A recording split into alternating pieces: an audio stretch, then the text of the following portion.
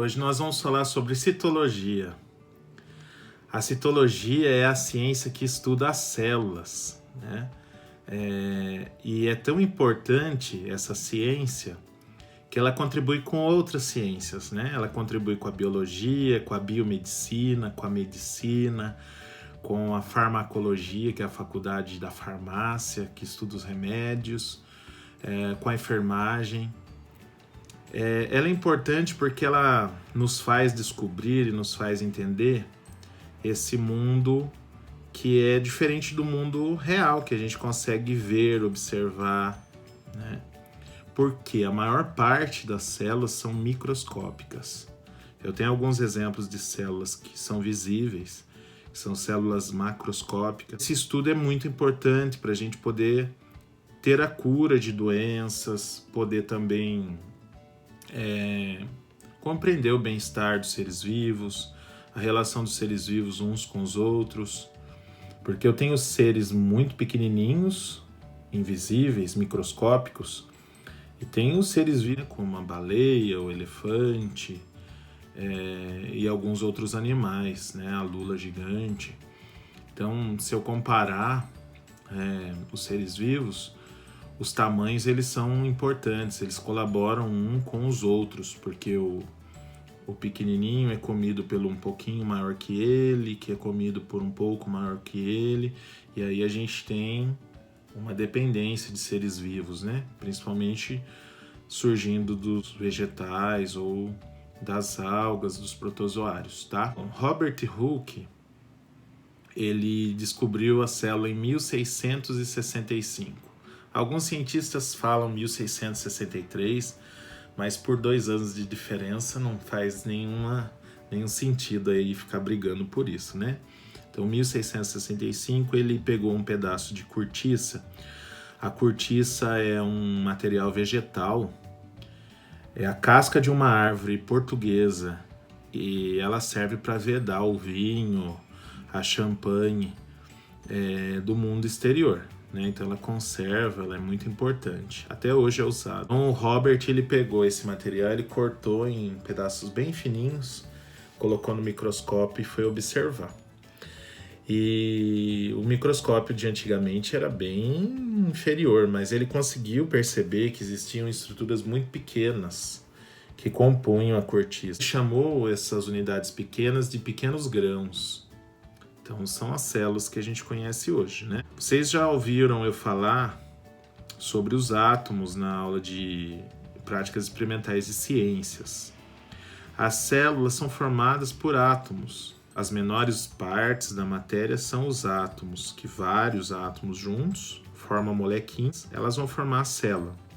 Agora, qual que é a diferença do átomo e da célula? A diferença é que a célula ela é viva. Ela respira, ela se alimenta, ela se reproduz. Existe todo um metabolismo, um funcionamento acontecendo dentro dela. E o átomo não é vivo. Ele é só uma estrutura formada por energia.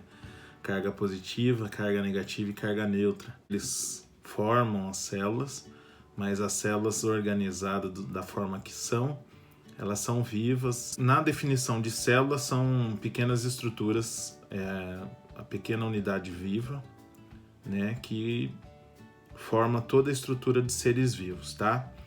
Eu tenho seres eucariontes e seres procariontes. Vamos entender o que significa essa definição de procarionte e eucarionte. A carioteca, pessoal, é a pele, é a película que reveste o núcleo celular.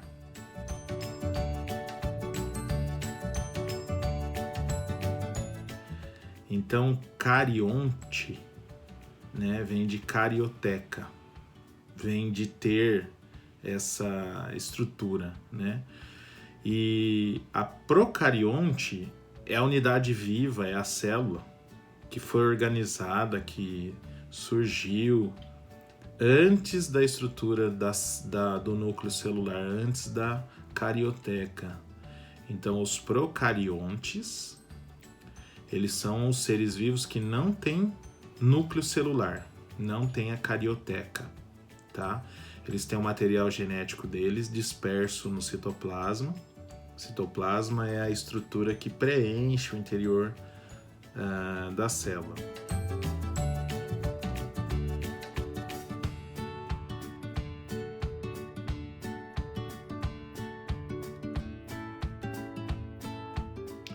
Já os seres eucariontes, eles têm essa unidade, eles têm essa membrana, eles têm o núcleo, o material genético fica protegido dentro desse núcleo.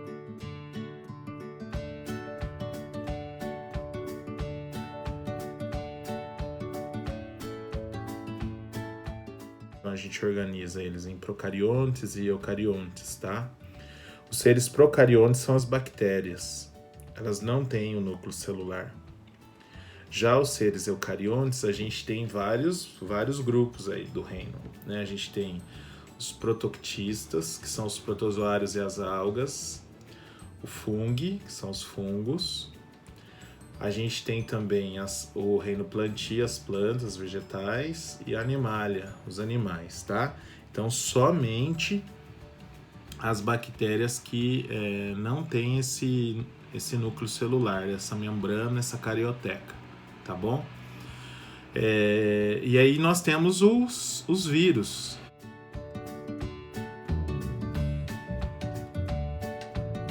Que a gente já estudou na escola, principalmente no início dessa pandemia, em março. A gente fez uma pesquisa e na sala estudamos sobre o coronavírus. É um envoltório proteico, é uma cápsula proteica, mas que ele não tem vida.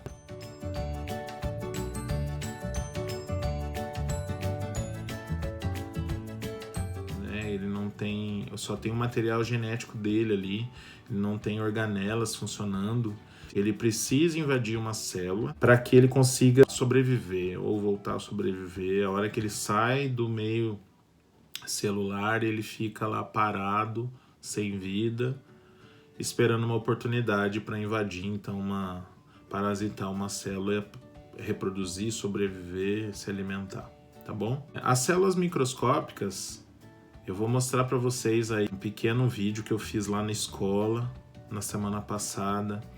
Eu peguei água de aquário e apareceram algas, filamentos de algas e também o paramécio.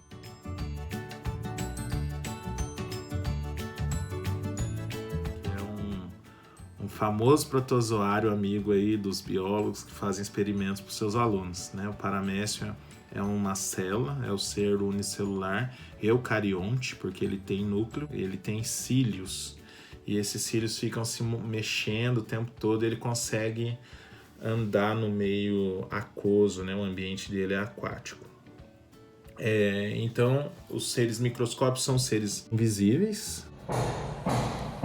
Bom, eu tenho um aquário de água doce, e nesse aquário eu estou criando alguns alevinos que nasceram e peguei um pouco da água desse aquário para mostrar para vocês. Então, no lado direito acima, a gente está vendo um paramécium se movimentando.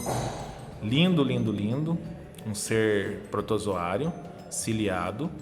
E ao lado dele, quase ao centro, a gente percebe um fio aí, né? São as algas. Então, filamento de alga. Cada quadradinho desse é uma célula. Então, a gente está vendo aqui várias célulazinhas se movendo. Eu pretendo estar montando uma nova lâmina com água de alface e do aquário também, para que a gente consiga ver mais próximo. Eu estou sem a lâmina agora no momento e a gente está adaptando um vidro de relógio para fazer esse vídeo, tá? Então, aqui eu estou mostrando para vocês os organismos unicelulares. No caso, eles são eucariontes, eles têm núcleo celular, tem toda a estrutura. Esses paramécios aí, os protozoários que estão se movendo, eles são ciliados, né?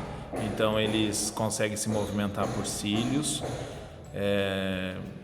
fazem a reprodução assexuada, tá? E são seres unicelulares. Daqui a pouquinho eu vou falar um pouquinho mais sobre outros tipos de célula.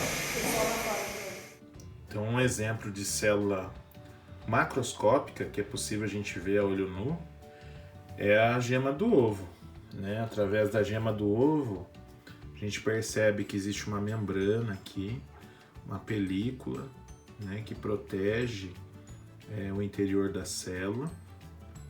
Eu não consigo observar aqui o núcleo celular, ele é bem pequeno, mas por que ele é grande, né?